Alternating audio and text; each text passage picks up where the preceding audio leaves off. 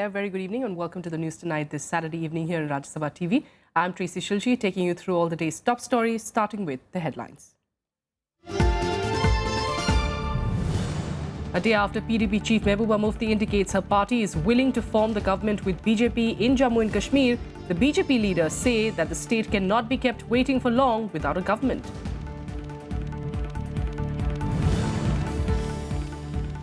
President Pranab Mukherjee and Vice President Mohammad Hamid Ansari make a strong pitch for women's empowerment, call for the passage of the Women's Reservation Bill.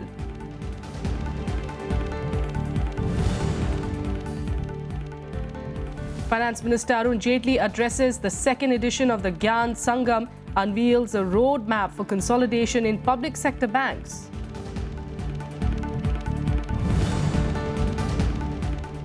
And China braces for tough economic times ahead, sets a lower growth rate of 6.5% to 7%. Premier Li Keqiang lays out, in fact, the new national development blueprint for the next 5 years.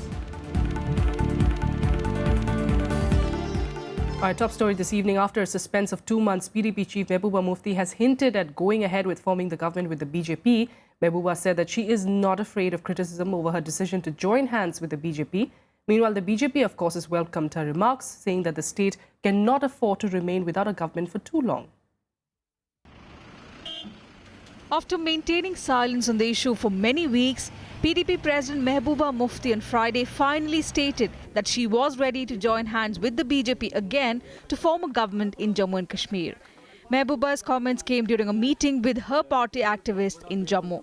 मुफ्ती साहब ने जिस मकसद के लिए इतना बड़ा फैसला किया, अगर वो मकसद मुद्दा पूरा होता है तो मुझे कोई फिक्र नहीं है कि लोग जो हैं वो मुझे बीजेपी के साथ जाने के लिए उनको अच्छा लगे बुरा लगे. अगर लोगों का फायदा होता है कोई बात नहीं.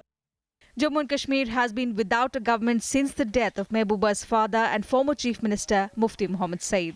तो अगर मुझे कभी लगा कि ऐसा है, उन लोगों के दिल में इतनी जगह है कि वो जम्मू कश्मीर के लोगों के हित में जो हमने एक खाका खींचा है, उस खाके में वो रंग भरने के लिए तैयार है, मुझे कोई आपत्ति नहीं है. इस रियासत का चीफ मिनिस्टर बनना तो बहुत ही धन्य का काम है. The PDP has put some conditions before the BJP. These are believed to include the withdrawal of the controversial Armed Forces Special Powers Act from some areas in Kashmir and handing some central projects to the state. Senior BJP leader and the state's former Deputy Chief Minister Nirbal Singh says the state cannot be kept waiting for long without a government. I think without losing time, we must go ahead with that agenda of alliance for the implementation of that, because the people of Jammu Kashmir has mandated that. They want us to form the government. देखिए, PDP के साथ तो पहले ही हम सरकार में थे. मुफ्ती मोहम्मद सईद साहब जब हयात से थे तो भारतीय जनता पार्टी और पीडीपी की वहां सरकार थी और एजेंडा हमारा साफ था, जम्मू कश्मीर का विकास. हमारे तरफ से कोई बदलाव नहीं हुआ है, उनकी तरफ से जरूर देरी हुई है और मिल बैठकर सारे समस्या का हल हो सकता है. Opposition parties, however, expressed skepticism about the statements coming in from both sides. ये रियासत के हित में होगा और अगर केंद्र अपनी गंभीरता दिखाए तो, लेकिन इफ्स एंड बट्स के लिए गवर्नमेंट फॉर्मेशन में कोई जगह नहीं है. आपको स्पष्ट शब्दों में ये बताना है कि क्या आप सरकार बनाने के लिए तैयार हैं या आप सरकार नहीं बनाना चाहते हैं. अब उनके बीच के दोनों के बीच का मामला है, पीडीपी और बीजेपी के बीच में, और इस पर अभी मेरा बोलना ठीक नहीं है. The PDP and the BJP formed a government last year after the state produced a fractured verdict. The PDP bagged 27 seats, followed by 25 for the BJP in the 87-member state legislature in the December 2014 elections. Bureau Report, Rajya Sabha TV. Making a strong pitch for women's empowerment, President Pranab Mukherjee and Vice President Mohammad Hamid Ansari on Saturday called for the passage of the Women's Reservation Bill. President Mukherjee said that it was a sad commentary on India that since the first general election of 1952, we have not been able to ensure women's representation in Parliament over 12%. The President was speaking at the inauguration of the first ever Women Legislators Conference, which opened in New Delhi today at the initiative of Lok Sabha Speaker Sumitra Mahajan. Congress President Sonia Gandhi didn't attend the conference, despite being the lead speaker at the plenary session, along with External Affairs Minister Sushma Swaraj. Prime Minister Narendra Modi attended the inauguration of the two-day conference today, but didn't speak. We have already mentioned, India has about 12% representation of women in the parliament and ranks 109th amongst the 190 countries which have been enumerated in that list. United Nations has declared that in the International Women's Day of 2016 as Planet 50-50 by 2030, step it off for gender equality. Making a strong pitch for women's empowerment, President Pranab Mukherjee and Vice President Hamid Ansari called for the passage of the Women's Reservation Bill. President Mukherjee said it was a sad commentary on India that since the first general election in 1952, we have not been able to ensure women's representation in Parliament over 12%. The state of affairs in the Indian Parliament in respect of a representation of the women, which constitute almost 50% of Indian population. Never, since the first general election in 1952 till date, we have not been able to ensure the representation of the women not more than 12%. It's a sad commentary on us. The President urged the government to bring the women's quota bill, saying we will do a great job if we try and revive the Women Reservation Bill in Parliament. Earlier in his address, Vice President Hamid Ansari critiqued political parties for the absence of women in important parliamentary panels. There are just 2 women members in the 3 financial committees out of their total strength of 74 members. The department-related Standing Committee on Finance does not have a single woman member, while the Committee on Railways has only 1. The Committee on Home Affairs has got 2 women members, whereas the Committee on Defence has 4. In contrast, however, the Joint Committee on Empowerment of Women has 28 members out of the total strength of 30 members, constituting a whopping 93%. The Vice President also referred to steps taken in some states to introduce educational qualifications as a condition to contest panchayat elections. Measures, he said, are loaded against women. The introduction of statutory requirement of meeting new eligibility conditions such as certain levels of education, number of children or other criteria to fight panchayat elections in many states is loaded against women. This calls for serious reflection. Lok Sabha Speaker Sumitra Mahajan, who organized the meet, said there was no formal plan to bring a resolution on the issue.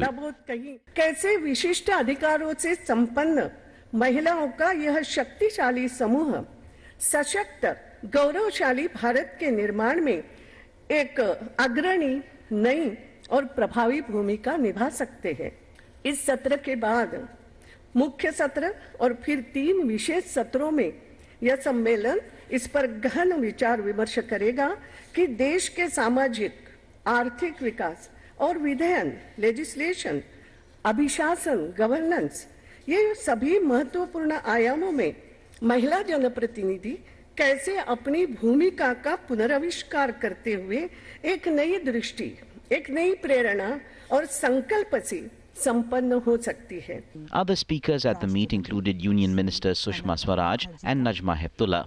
The conference is being attended by 300 women MLAs, MLCs, MPs, union ministers and chief ministers. It is aimed at equipping women legislators from across India with the latest knowledge in relevant areas. Bureau Report, Rajya Sabha Television. Meanwhile, Finance Minister Arun Jaitley has said that getting Indian banks back in shape was a top priority of the government, and as mentioned in the budget speech, an expert group will be set up to suggest ways to achieve this goal. He also said that loan defaulters will not be spared. Finance Minister Arun Jaitley has reiterated the NDA government's resolve for consolidation of banks. Addressing the media after a two-day Gyan Sangam, a retreat for the top honchos of banks and financial institutions with Finance Ministry officials, Jaitley said more resources will be found as and when required to boost the capital of banks. You need strong banks rather than numerically a larger number. And some of them which independently survive and sustain well can sustain as niche banks even in regions. What is the strategy for this consolidation? The bankers themselves have suggested an expert group to immediately go into this issue. We will consider that suggestion. Jaitley also said no bad loans will be written off and defaulters will not be spared. Banks जो कदम उठा रहे हैं उसी का प्रभाव है कि कुछ लोग अब प्रयास कर रहे हैं कि कुछ एसेट्स को ट्रांसफर किया जाए और उसका पैसा बैंकों तक वापस आए। प्रोविजनिंग यानी कि ऋण की स्थिति क्या है उसमें बदलाव आया है। कोई ऋण माफी किसी को नहीं दी जाएगी और ना दी गई है। Then the Finance Minister also informed that debt recovery tribunals could become the country's first online courts. The bills on both the bankruptcy code and insolvency law are expected to be brought before Parliament in the second part of the ongoing budget session. Vishal Daya's report for Rajya Sabha TV. In other news, BJP President Amit Shah today launched a scathing attack on Congress and its Vice President Rahul Gandhi on the JNU controversy. He said that the Congress should be ashamed of supporting what he called anti-nationals. Shah was addressing the National Convention of the BJP's youth wing, the Bharatiya Janata Yuva Morcha in Mathura. BJP President then alleged that anti-national elements were being portrayed as patriots, while asking the Congress President Sonia Gandhi to clarify her stand on the JNU row. Amit Shah also expressed confidence that the BJP will remain in power at the centre for the next 25 years.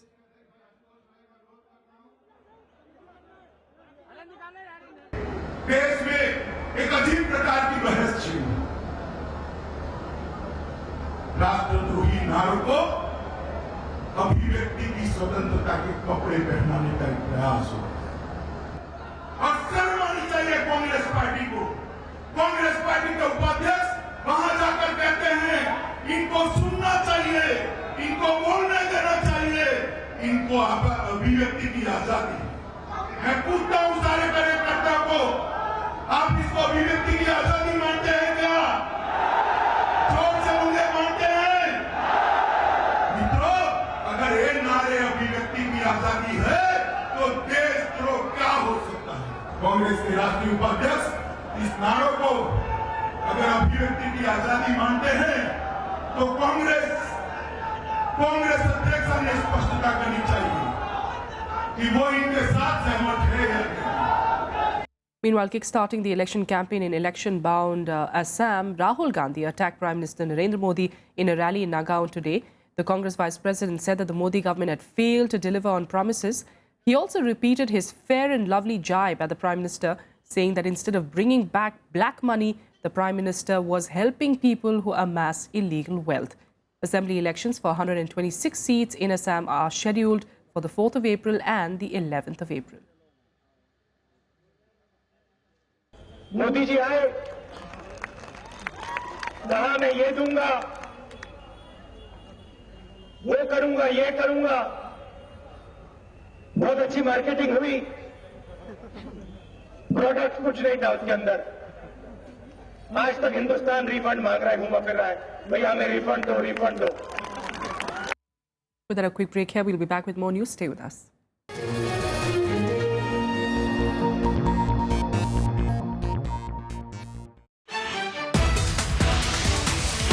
Hello and welcome to India's World. Humanitarian aid is just a pretext to get the arms into the city. NATO is built on the philosophy that if Russia attacks, then we will come to your assistance.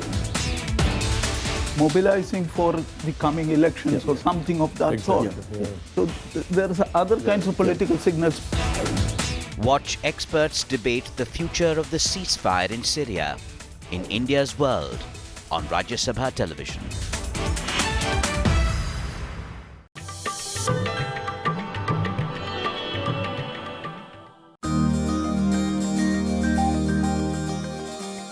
Harappan sites are a treasure trove of sophisticated pottery. These creations show tremendous advances by the potter's wheel. Creations like the perforated jar, the copper axe, the chisel and knives astound even present-day archaeologists. Figurines depicting yoga poses, chess pieces display a complexity unsurpassed even by later-day civilizations, all of which make the Harappan civilization truly unique.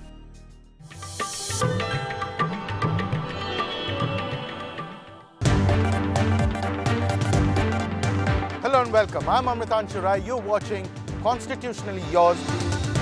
इस तरह का वातावरण बनाना पड़ेगा कि महिलाएं भी स्वयं आगे आए। एमपी एमएलएस की चिंता है कि शिक्षा डेमोक्रेसी में धीरे धीरे आए या तेजी से आए। क्यों नहीं हिंदुस्तान में कॉमन सिविल कोड लागू की जाए? ये नहीं हो सकता कि सारी के सारी पॉपुलेशन एक सरीकी एक कल्चर में ढल जाए। Join us as we try to understand contemporary issues related to the Constitution. Watch Constitutionally Yours on Rajya Sabha television.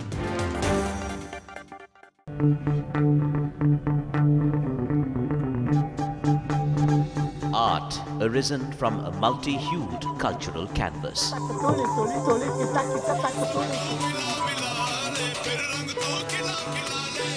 Tradition and cultural fervor dating back centuries.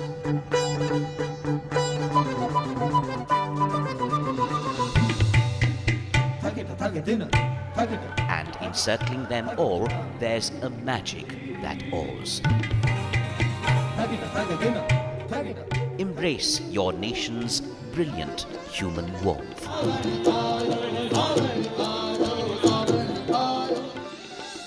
Watch Colors of India, Sundays at 9:30 p.m. on Rajya Sabha television.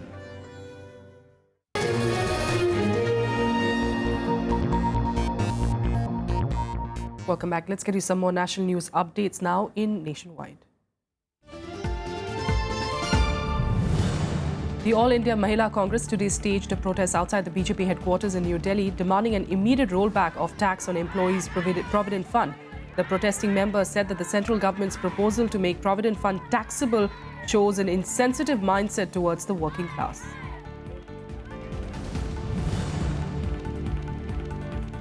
The body of former Meghalaya Chief Minister Purno Agitok Sangma was brought to his native place at Tura, where his funeral will take place on Monday. At the Tura airport and along the way at his house, thousands of people gathered to have a glimpse of their leader. The former Lok Sabha Speaker died at his residence in New Delhi yesterday. Budget for 2016-17 will be the main agenda in the Andhra Pradesh legislature session beginning on Saturday, but many other contentious issues are expected to dominate the proceedings given the ongoing political fight between the ruling Telugu Desam Party and the opposition YSR Congress. Governor ESL Narasimhan has addressed the joint session of the Legislative Council and the Legislative Assembly for the first time.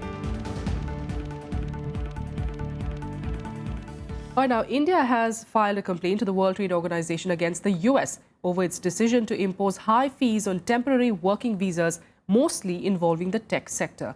India's response came after the US raised fees for temporary visas early in December. As a result, few Indians received unfair treatment compared to Americans in providing similar services in sectors like computer services. The US was quick to respond as it said that its visa program was recently updated on a bipartisan basis by the Congress and is fully compliant with WTO obligations. The WTO will make further information available in the coming days. Meanwhile, in a setback to the Afghan government, the Taliban today refused to resume the long-stalled peace talks, reiterating their preconditions for holding a dialogue.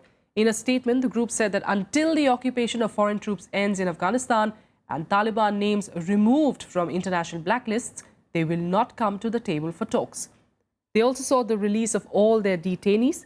The announcement comes as a big blow to efforts by Afghanistan, China, Pakistan and the US to restart negotiations aimed at ending the Taliban's long and bloody insurgency in Afghanistan.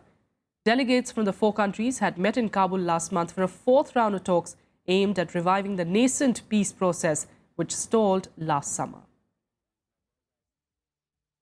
Now, despite stiff opposition from India as well as top US lawmakers, the Obama government has formally published federal notification for the sale of 8 F-16 fighter jets to Pakistan.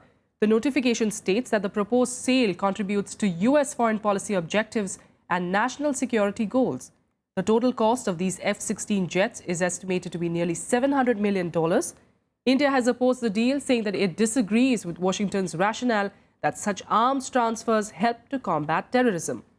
In the US, Republican Senator Rand Paul has asked Senate colleagues to join him in opposing the sale of the F-16s to Pakistan. Congressman Dana Rohrabacher even moved a resolution in the House of Representatives to express disapproval over the arms deal with Pakistan. Faced by an economic slowdown, China has set a lower growth rate for 2016. At the National People's Congress this year, Premier Li Keqiang announced a target of 6.5% to 7%, consumer inflation at around 3%, and unemployment within 4.5%. Last year, China's goal was about 7%, but the economy actually grew by 6.9%, the lowest expansion in 25 years.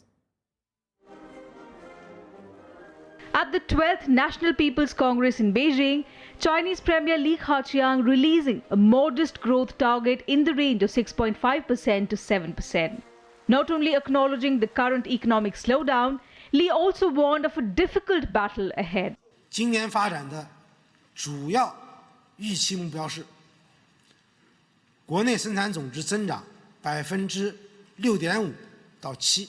综合分析各方面情况，今年我国发展面临的困难更多更大。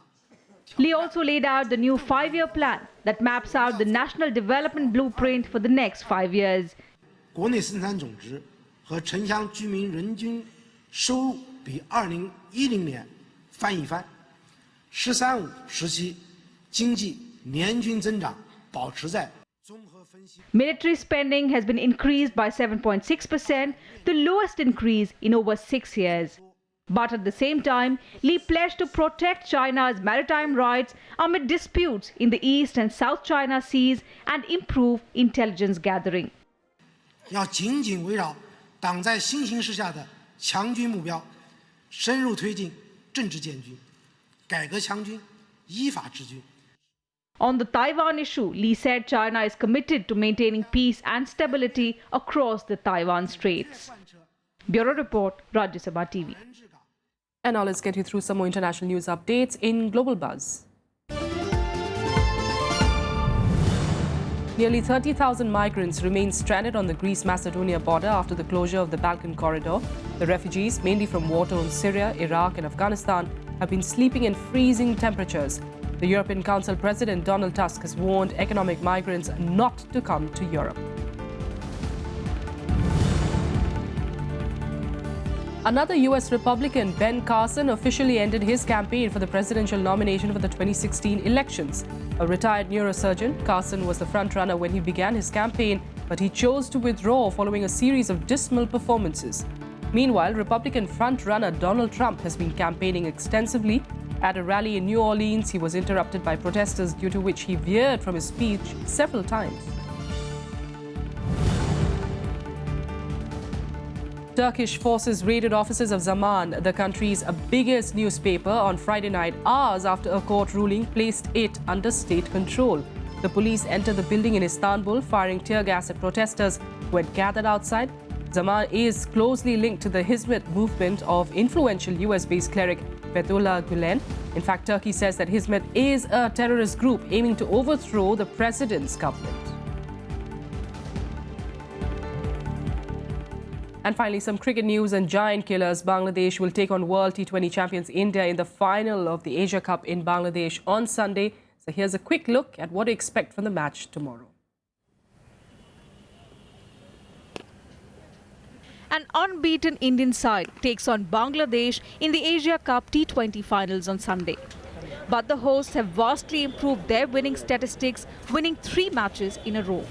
Both sides will play a rematch of the opening encounter of the series, in which India beat Bangladesh by 45 runs. Bangladesh has managed to withstand the onslaught of big opponents like Sri Lanka and Pakistan in the series, and the team is confident of giving India a tough fight in the finals. India অনেক strong team but আমরা যেভাবে last 3টা match খেলেছি কনফিডেন্সটা আমাদের সাথে আছে plus flow আমরা খুব সুন্দর একটা ফ্লোতে আছি নো ডাউট ইন্ডিয়া খুবই স্ট্রং টিম বাট আমাদেরকে যদি ওদের সাথে জিততে হয় আমাদের তিনটা ডিপার্টমেন্টে 100% হইতে হবে আর India's victory over UAE on Thursday was the biggest ever win for the men in blue in the T20 format. Virat Kohli will be crucial to India's hopes alongside Jasprit Bumrah and R. Ashwin. Kohli has been in a terrific form with the bat, while Bumrah and Ashwin have been the pick of the bowlers. We are the #1 team in the world in T20 cricket. It's been a gradual process, but it's been a very enjoyable one. And let's hope we show that kind of cricket in the final as well tomorrow.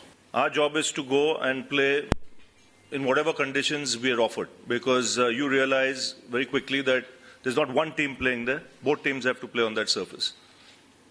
So it's fair play. The final will be a battle between a team full of T20 specialists against a team that has learned to consistently punch above its weight. With 9 wins out of 10, the Indian momentum has only been growing ever since the start of the T20 series against Australia. The final contest looks set to be an interesting one, especially given the fact that Bangladesh has often turned around matches in their favour. Bureau Report, Rajya Sabha TV. No surprise who we'll be rooting for. That's it for the moment, of course, on the news tonight. Thanks so much for joining us.